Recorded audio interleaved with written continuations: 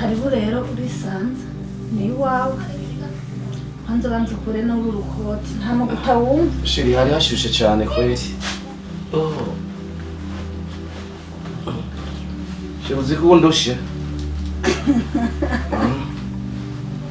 shiri hejuru bandura ukuboko shiri hejuru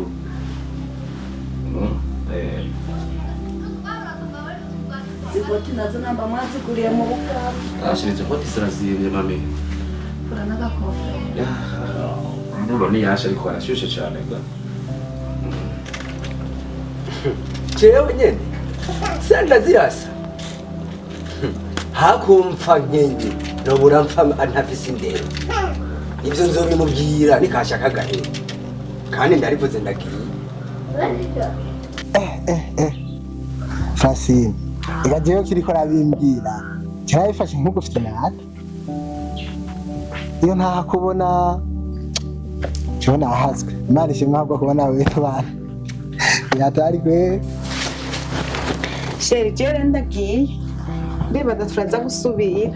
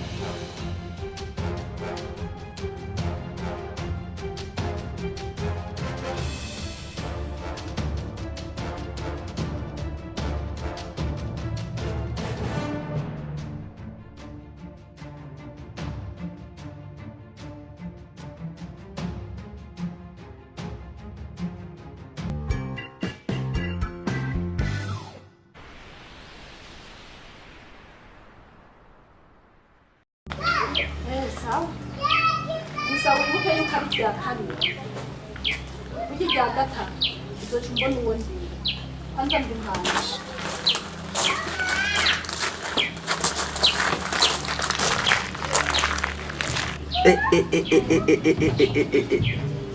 yanyoye urugo madamu ugeze kuri revo yo kuzana abantu nk'abo abajyambazi umuntu akanura nk'imbeba yo mu gahinga kweli urantaye hasi kweli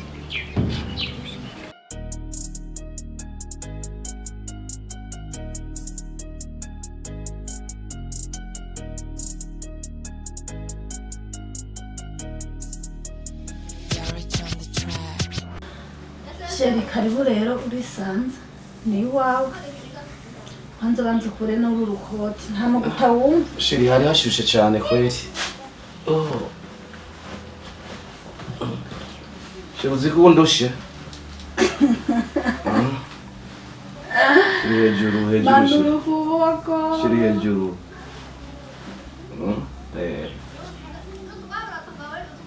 zikoti nazo namba mwaziguriye mu bukaba shiri zikoti zirazimye mami kura n'agakofero ndumva niyasha ariko arashushe cyane ga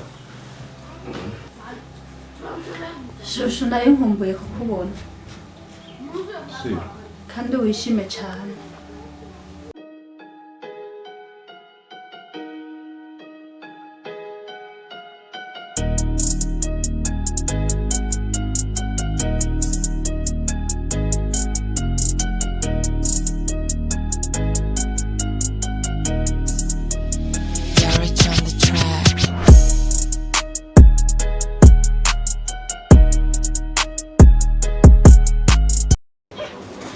kujura twenga wewe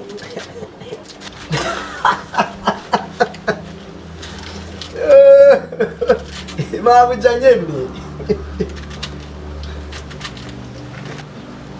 mabuja habaye kare si vya bindi yahora azana abantu b'ababogare nani ngo baze kubaza ubu bazananye n'akandi kagabo kinjegera karaba nakabwiye ko ari nk'imbeba yo mw'ishyamba kari bwanyice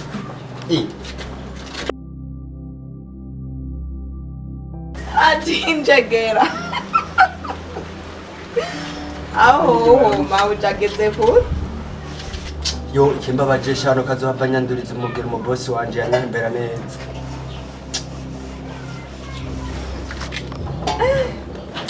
mabuja kwe nanje arambabaje frame uzi kumwe narafise umubosi yitonze Gusa nawe nkaguma ndakubwira wowe ndagukura ukaguma uvyevyetu ndiko ndaraba ubuntu sha ntaco gusa sinzogenda je ntabibwiye bosi igihe kimwe.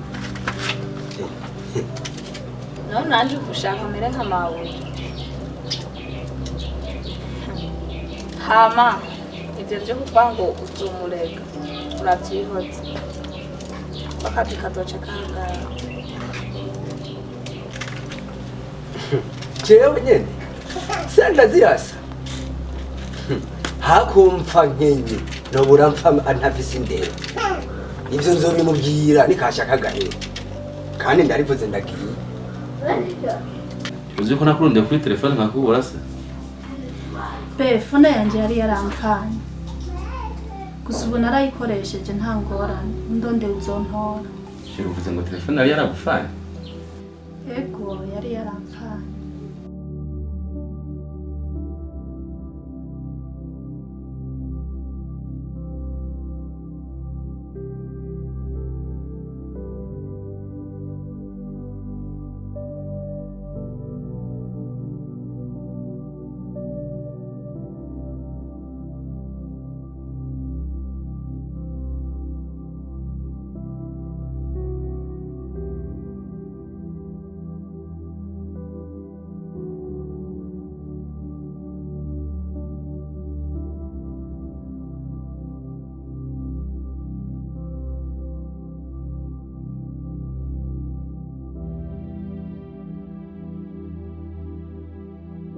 burya rero akise nibaze yuko ejo mutazoza mumeze nk'uko ibintu by'imishatsi bisaba yuko muzoza musa n'abandi.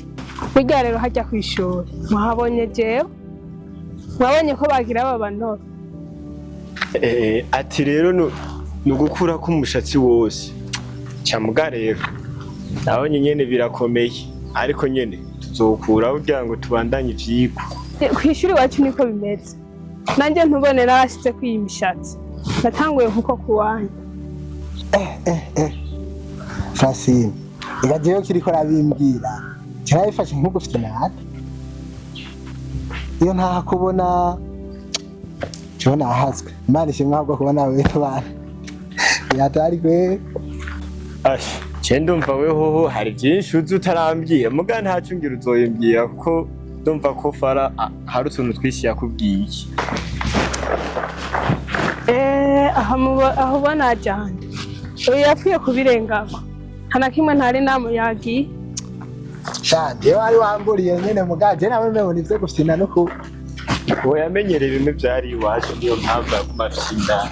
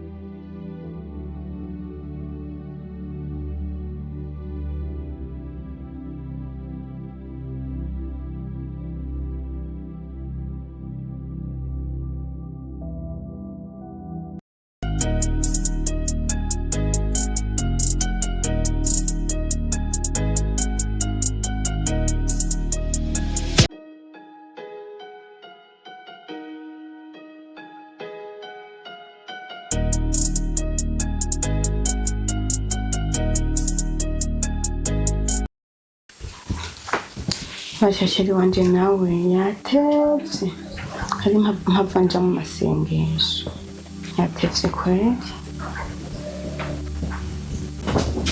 Bamdogo umeze neza meze neza kubera ndashima nawe kw'ishure vyagenze neza. Ni sawa ko mbone ngo wasamaye uri mu duki. Nasamaye kweri. Sinanje inyota yarinyishe iri zuba ryino mu gisagara ni ngorane. Ni hatari n'ingorane.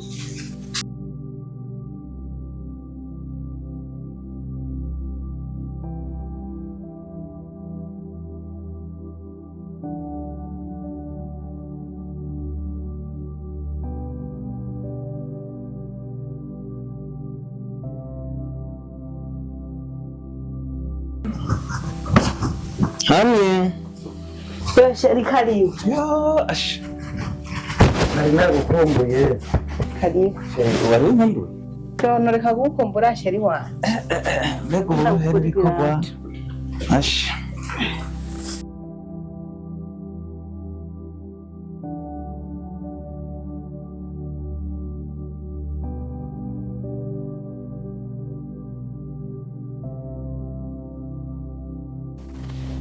Sheri urakoze kunyaruka.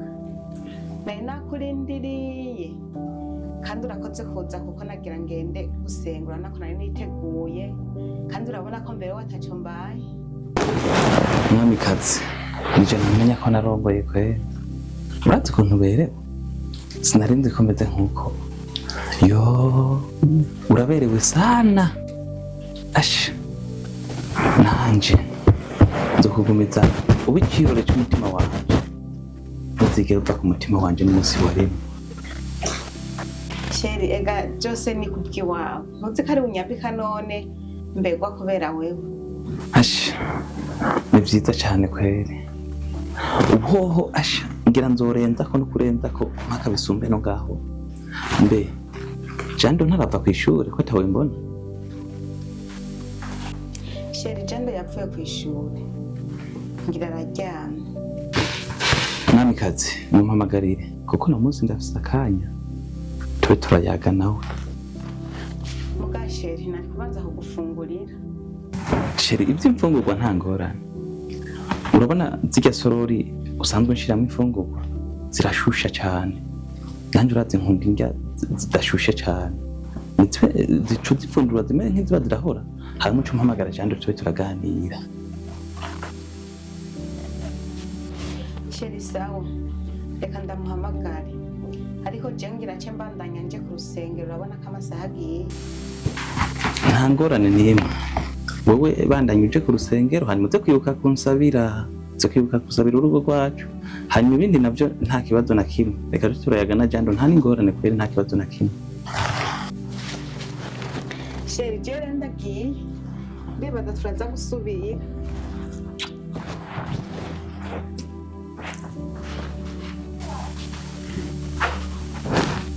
Pamdo. Mahoro mwavuye ku kazi. Asha twavuye kweri. Sawa. Ego. Ahantu nicaye reka ndakwegera tuyage turi kumwe. Nyegera.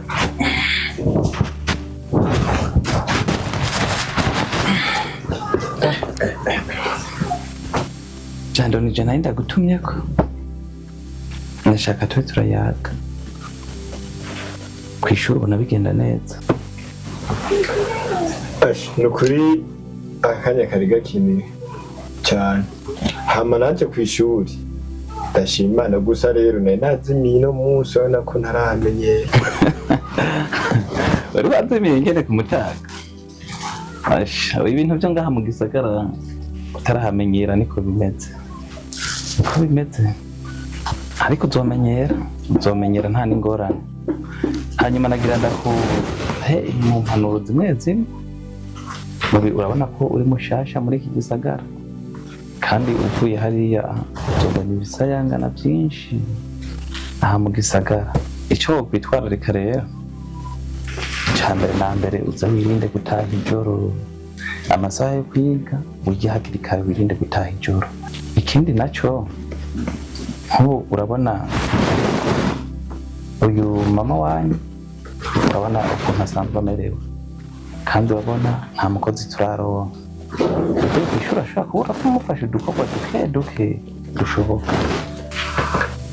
Nzoraba nze ndamufasha kuko naje nayisanze ndabikora.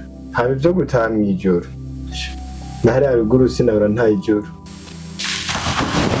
aho ni sawa uraza uramufasha nibyo byiza. Ikindi naco aho uzohura n'ibintu byinshi cyane, uzohura n'umukobwa twiza uze wirinde umwanya ukiri ku ishure utaragera mu byo kuja mu mabanga y'abubatsi, uzufirinde cyane kuzanira ingaruka mu kw'ishure. Ivy'ikibano naco twebwe hano n'ababanyi dusanzwe tubana neza cyane, umwe aca adafise aratira uyundi, hanyuma nyene nta bifu zigira zihaba z'imirangi ubona kugana ababanyi. Hanyuma ikindi naco twebwe dusanzwe ngaha mu rugo dushira imbere, icambere dushira imbere n'Imana, ibintu byo gusenga, ibintu byo kuja kumarigara ukama kumarigara, ivyo kweri ntitwigira tubikunda. Gushira imbere Imana, gusenga, kandi iyo uvyutse imisi yose ukamusaba Imana kugira ngo no kw'ishuri ivyo uriko urakora bitere bija imbere. Ni ukuri murakoze kubw'izi impanuro, nanjye ndizera ko nzozikurikiza.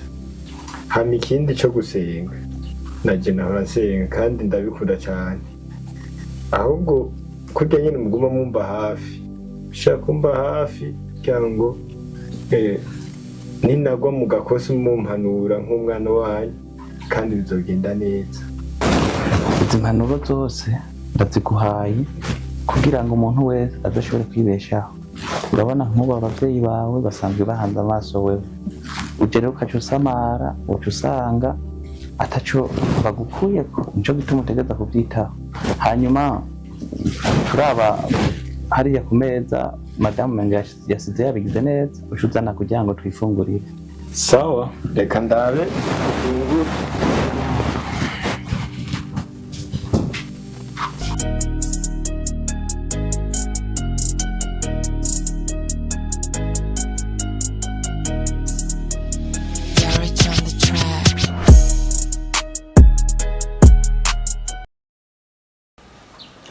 She, hama naye ndagukumbuye cyane, nawe uca uvyumva. Sheri nanje cyane dushaka dukore gute? Ndakuzi dushaka dukore gute? None she, ubona gute tugiye mu cyumba? Sheri mu cyumba? Cyumba cy'undi mugabo kweli? Aya ibyo ntibishoboka. Ama nawe ngo urankunda, ndakubwiye tujye mu cyumba, ubona yuko ndakwanka cyane ndagukunda. Sheri basi yego sawa, ariko natera